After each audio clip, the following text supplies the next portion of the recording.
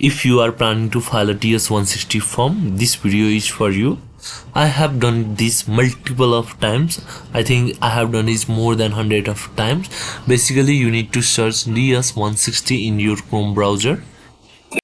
Okay, after that, you wanna select the country from where you are going to apply for. I'm particularly applying from Nepal. So there's the Nepal, Kathmandu. So you have, and then after you have to enter the code.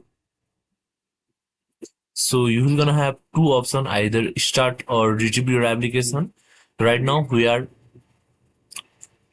starting an application, so we have to click start an application.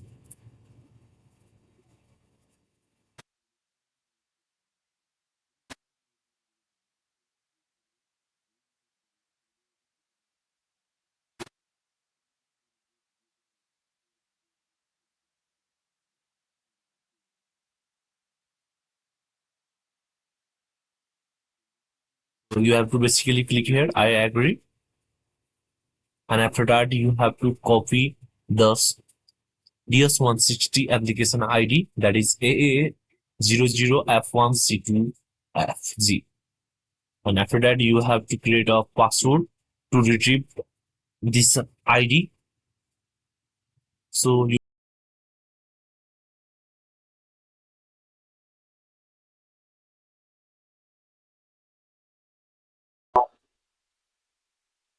at first you have to put your surnames and after that given name.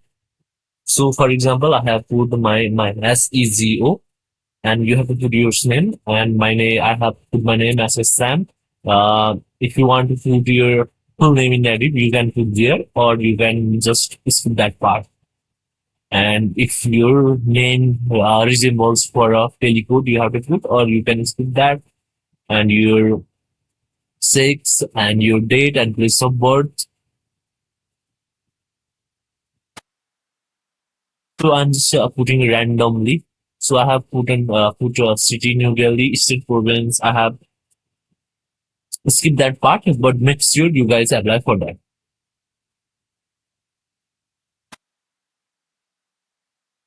After that, you have to put country of origin.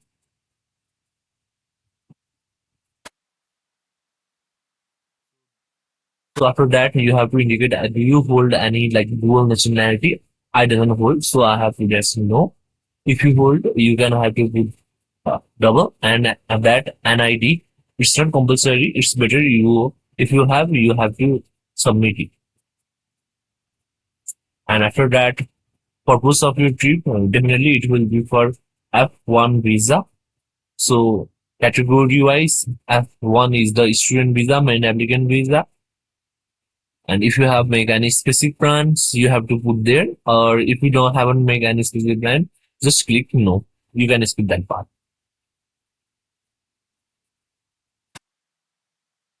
So I'm just showing you how it works. I will skip this part.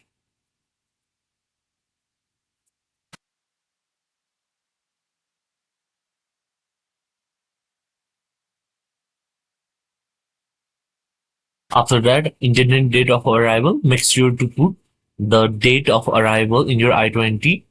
Is suppose it's 23 October, you have to put 10 or 10 days or 12 days earlier than that. So intended length of stay in US. So for look at your I-20, what it indicates. So basically for bachelor's it's 5 year and for master's it's 2 year. And put your street I address where you will gonna be live. That is your university address. Make sure you check out your university provides dorm facilities or not. And after that zip code, you can basically search in Google or it will be mentioned in your I-20. After that, you have to search for person entities paying your trip. So what are you? If you are like funded by a organization, parents, you have to mention like that. For right now, I will be sponsored by my parents, so I'm basically putting my father's names, address, telephone number, email address. So right now I'm skipping it. So relation to you is parents. So So basically, your if your home address is same, you have to click that. Are other person traveling with you? No, no one is traveling with me. That's why I'm putting it as a no. So have you ever been in the US? So no. Have you ever been issued a US visa? If you have already been issued a US visa and you are applying again, then you have to click yes. If not, no.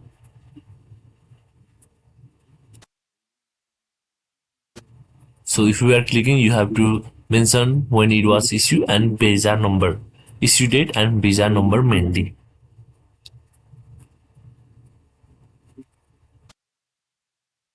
And there's the question, if you ever been refused a US visa, if you were previously rejected for any kind of visa, you have to mention there. If not, just click no and move forward. So home address, you have to put your home address.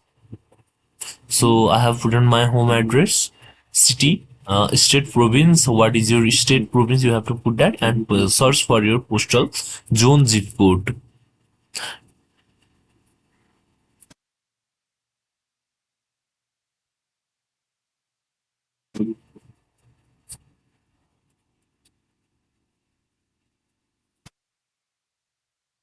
So right now I have skipped for that state and postal zones.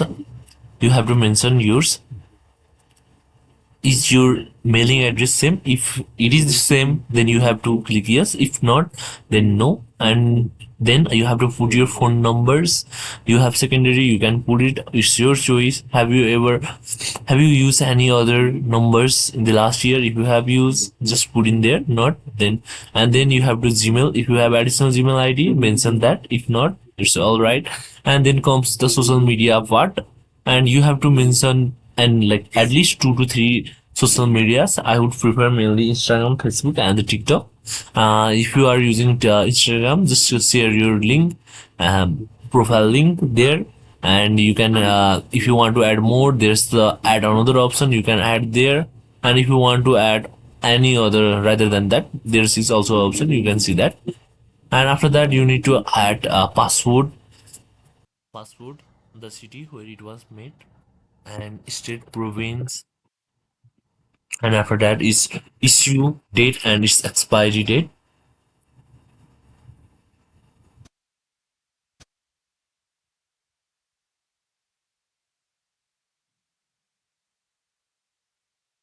And there's the option, you can see, have you ever lost your password? And if you have lost your password, just mention there. Or if you have your password was stolen, you can mention there. So right now I'm skipping this part.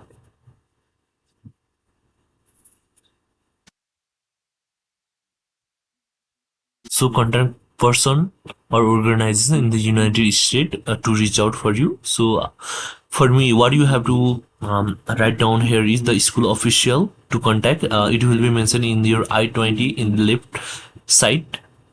So right now I'm putting JC as my contact person from Raleigh State University. Relation to you will be the school official. So you have to put school address. So US street address will be your school address or the place you will be living. And the city you have to put state, zip code. It will all be mentioned in your I-20, and then you have to add phone number and the Gmails. So and after that you need to add your father's full name and mother's full name as well as their date of birth. Right now I'm skipping that this part. You can add it. Yeah. So if your parents have been in the USA, you can click yes, or if not, no. If you have any family member or relative in the USA, you can click yes. If not, no. Primary occupation. What's your occupation? What are you doing right now? If you are an employee, there will be a lot of options. You can click one. Right now, I have clicked as a student. So you have to write your present employee or a school name. So right now, mainly if the student is applying, then that means they are graduated and they have not joined. Then you can add your previous institute name.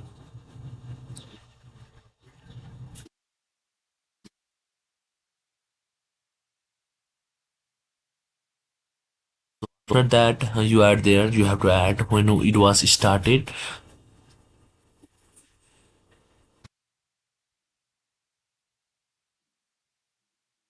So there you have to also describe about briefly about your duties, what you were doing in the school. Suppose you are a student, you were like studying there. Your job and responsibility were to follow each and every instruction of your professor. Were you previously employed? If yes, you can click yes and put all the required information there. If no, then not. I'm skipping this part, and there comes the secondary education, and most of the folks definitely have gone to secondary. You can add there easily. Do you belong to any clan or tribe? If you are belong, then yes. If not, no. And then you have to add list of languages you speak, and you can basically add how many languages you can speak fluently. And then there will be series of security or additional questions. You can basically read that and click whatever it is suitable for you, or what is basically all are no, mainly for its security and background check questions. So I have clicked all as no, as I do not belong to any of these. The question, as you know, you can see all the questions are for security and background check. You can basically see every question detailedly there.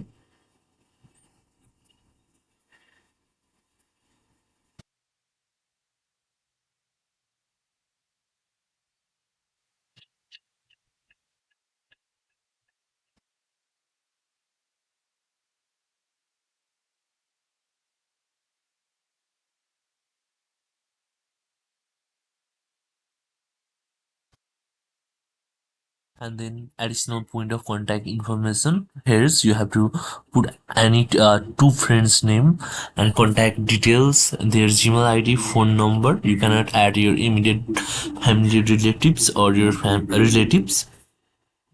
Try to avoid this, or try to add your closest friend. If US embassy gonna have any inquiry, you can easily know about it through them. So I have put my closest friend's name here, and state address. For now I have skipped the part of state, province, postal code, and Gmail address.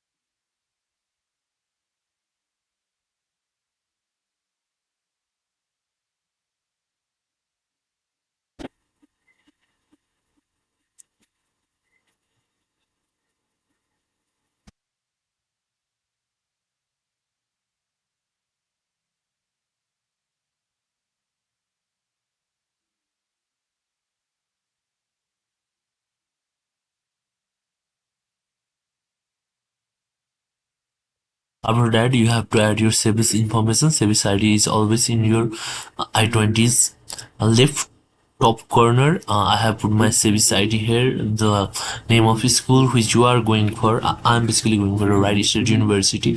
So course of study, if it's bachelor's in physics, you have to put bachelor's in physics. I have just put up physics. And after that, you have to put street address, city, state, and its postal code. All this information will be mentioned in your I-20, or basically you can Google them.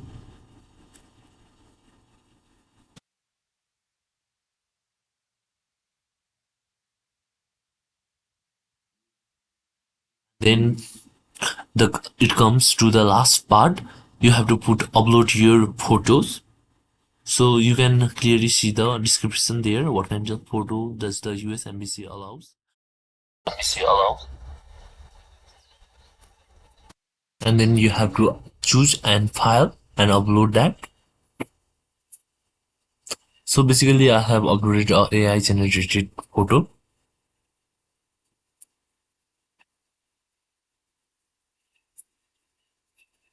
So it says its head proportion is not matched. That means the photo will not be accepted. If your photo is not like supported, then you can basically take a 5 by 5 photo in the embassy along with the 2 by 2 photos.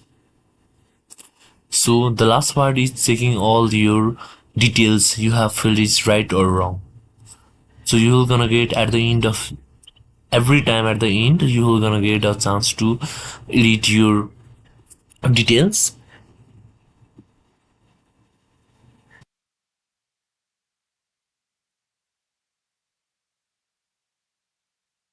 So once you check all this information, you can download it also, or basically when you want to check all this information, you can sign in and submit this form. Um, if anybody have assisted, you can click yes. If not, no. Then you have to add your passport details and submit that. So we're gonna dive to how to retrieve the DS-160 application form here. So if you want to retrieve the application form, first of all check from which country you are applying to. I'm applying from the Nepal, so I have choose Nepal and put your code there, and you just click retrieve the application. After that you click it, please put your application ID, and after that your last created DS-160 forms surname, date of birth, and the password we have put.